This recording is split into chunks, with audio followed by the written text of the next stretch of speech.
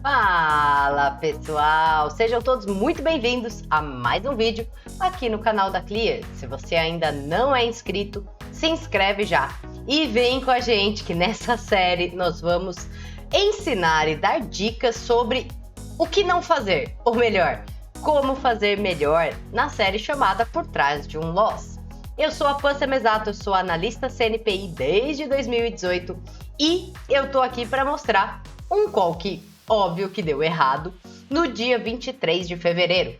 Então eu quero mostrar para vocês como foi o call, como tinha sido meu dia até então e o que eu poderia ter feito de melhor para que vocês aprendam com o erro que eu tive a semana passada.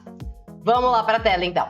Bom, então aqui eu coloquei o replay de mercado no dia 23 de fevereiro e tem uma estratégia que eu gosto muito que é chamada linha d'água. A linha d'água é o fechamento do dia anterior.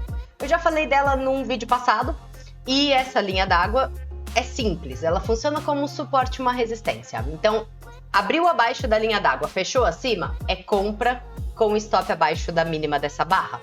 Abriu acima, fechou abaixo, é venda com stop acima dessa barra.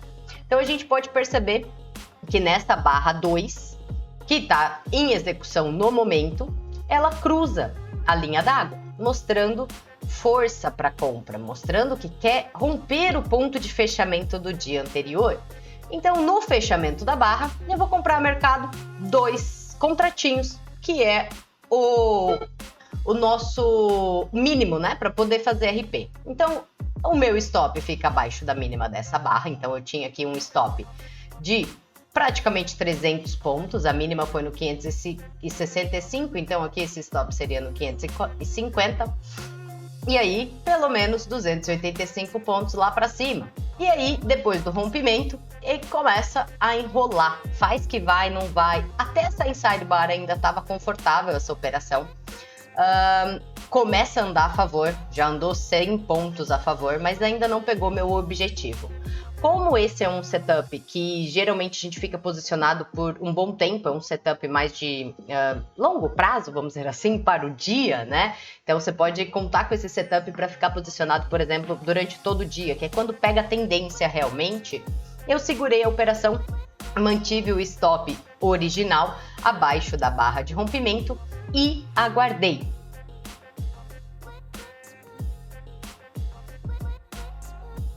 E aí, como vocês podem ver, depois de um tempão comprada, o índice me dá um calorzão. Ou seja, ele andou 100 pontos a favor e agora ele já tá 220 contra. E o meu stop tá ali, né? Pertinho do ponto, 285 pontos de stop. Não pegou o stop ainda, então a gente ainda segura a operação. Mas já tá começando a ficar desconfortável, já começou a mostrar que a força compradora que mostrou naquela segunda barra do dia já não estava mais existindo, né? Já perdeu a força compradora. Porém, a gente já tinha apertado o botão, já tinha assumido o risco, então nós mantivemos a posição até que pegasse o nosso stop, nesse caso, dando loss. E essa é uma operação em que eu gosto também de fazer virada de mão. Porque se rompeu a linha d'água para cima e não foi, rompeu para baixo, a chance de dar certo na segunda é maior, né? Então é o único setup que eu gosto de fazer virada de mão. Ou seja, eu estou comprada em 2 contratos, eu vou, ao invés de colocar uma venda de 2, eu coloco uma venda de 4 nesse ponto. E aí, se pegar o meu ponto de stop, eu fico vendida.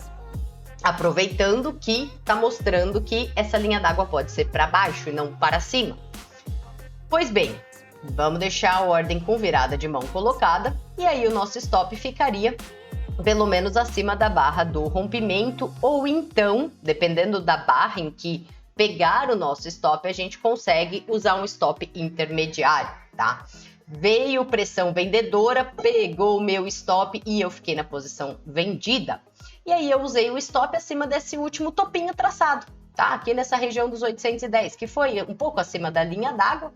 E também esse topinho e esse topinho, 290 pontos de stop para 290 pontos de realização parcial. Ou seja, eu estava comprado, tinha um stop de 2, agora eu estou vendido em 2, esperando que o rompimento da linha d'água agora realmente ande, né? Se a gente for olhar essa compra, né, no 850, ela foi bem numa região de briga.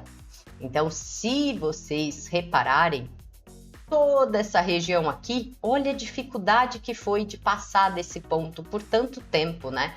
Desde o dia 18, 17 de fevereiro, praticamente, bate ali, tem dificuldade em passar, bate, tem dificuldade em passar. E foi isso que eu vi no momento. Eu falei, bom, aqui é uma região de briga, dentro de um movimento que ainda está um pouco mais lateral. Então, eu tenho espaço para um teste até a região dos 250, que seria um fundo anterior, ou dos 113,630, que seria um fundão mais forte dessa lateralização, ou então esperar pelo rompimento dessa região toda de briga aqui, para aí sim eu pensar numa compra. E eu tenho por gerenciamento de risco que 3 stops é o máximo no dia. Então, se eu erro uma, tudo bem. Se eu erro 2, ok. Se eu erro a terceira, eu não passo mais nenhuma recomendação no dia. E eu faço isso justamente porque provavelmente a leitura não está boa nesse dia. Ou seja, eu não estou conseguindo ler o mercado muito bem. E aí eu fiz essa operação de venda, ele começou a dar uma esperança e de repente ele virou e pegou o meu stop de novo. Ou seja, eu estava com a corda no pescoço, né? Eu tinha só mais uma tentativa. Então agora eu já tinha um cenário um pouco melhor para o dia. Ou rompe a mínima do dia, para eu pensar numa venda para buscar esse fundo anterior, ou rompe essa lateralização dos 950, para aí sim eu pensar em uma compra no rompimento dessa região tão chata que a gente acabou de ver. Nesse candle 17, a gente vê que mudou um pouco o comportamento do mercado, porque tinha uma barra para cima, uma para baixo, uma para cima, uma para baixo. Aqui eu tive duas para cima. Então eu já comecei a ficar de olho. Eu falei, olha, tá mudando o comportamento, tá mostrando um pouco mais de força compradora. Vamos ver como ele vai se comportar na região de topo. Se tiver uma barra de reversão, a gente pode tentar buscar uma reversão nesse topo ou então no rompimento, como foi o caso. E aí eu passei mais um call de compra, porque ele rompeu essa região de briga que eu tracei. E utilizei o stop abaixo dessa barra, mais 280 pontos de stop. Aqui eu já aconselhei a ir com mão menor, porque a gente não estava num dia muito bom, eu já tinha tomado 2 stops, estava com a corda no pescoço para os calls. E fiquei esperando a continuidade desse movimento de alta. Então, comprei porque rompeu essa região de topo anterior e de briga, que a gente já viu. E pensei que foi uma barra boa compradora, as médias inclinadas para cima, mudando o comportamento do movimento anterior do dia. E pensando no movimento anteriorzão, estava com topos e fundos ascendentes, por mais que não estivesse com tanta força, né? Então pensei que poderia ser uma boa oportunidade esse rompimento para realmente sair dessa região chata que estava travado. Pois bem, ele enrola, ele faz de conta que o topo, princípio da bipolaridade, vai ser respeitado como fundo nessa barra 21, dando esperanças de que não vai pegar o meu stop.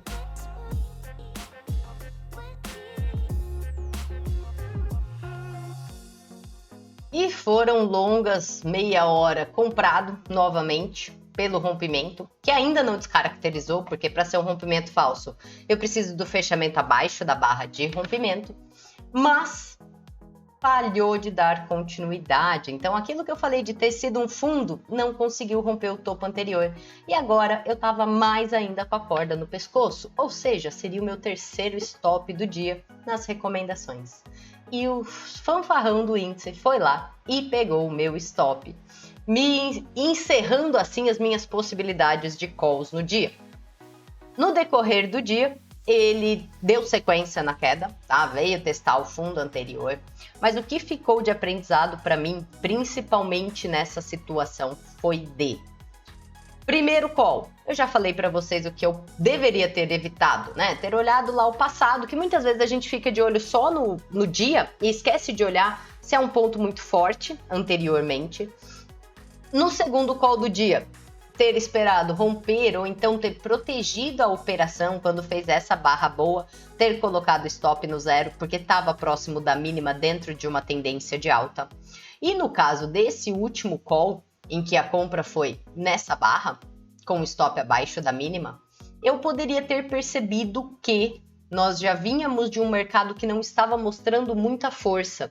E um mercado assim, quando rompe esticado um ponto de resistência, como nesse caso, depois de uma correção que demorou mais de 2 ou 3 candles, ou seja, uma correção longa, uma correção que devolveu boa parte da perna anterior, é ideal que dê continuidade de imediato, ou seja, que o rompimento faça aquele movimento que nem olha para trás. E não foi o que aconteceu. Então, nessa falha aqui, que tentou romper o topo e não conseguiu, era a hora de eu ter puxado o stop para o zero, evitando assim esse terceiro stop do dia. Logo depois disso, não passei mais calls e aí o mercado encerrou dessa maneira no dia 23. Então, nós tivemos uma boa queda, rompeu linha d'água de novo, fechou com topos e fundos descendentes, depois acabou lateralizando um pouquinho, mas eu encerrei as minhas oportunidades de call nessa enrolação do começo do dia, sendo que depois teve boas oportunidades e aí eu tava de fora porque chegou no meu gerenciamento de risco. Então é isso, galerinha, esse foi o por trás de 3 losses nas recomendações da sala ao vivo, que era para ser eu tinha que explicar o que aconteceu antes, então acabou virando uma aula do dia. E eu espero que vocês tenham aprendido pelo menos um pouquinho mais aí sobre essa região de resistência, sobre proteger o capital, quando percebe que o que você estava esperando que acontecesse, por exemplo, no rompimento, aquela barra gigantesca que vai, quando não acontece a hora de tirar o pé e talvez colocar o stop no zero para proteger o capital de vocês e aproveitar quando veio o bom movimento, que aí eu já tinha parado as minhas operações naquele dia. Espero que tenham gostado. Nos vemos no próximo vídeo. Um abraço e tchau!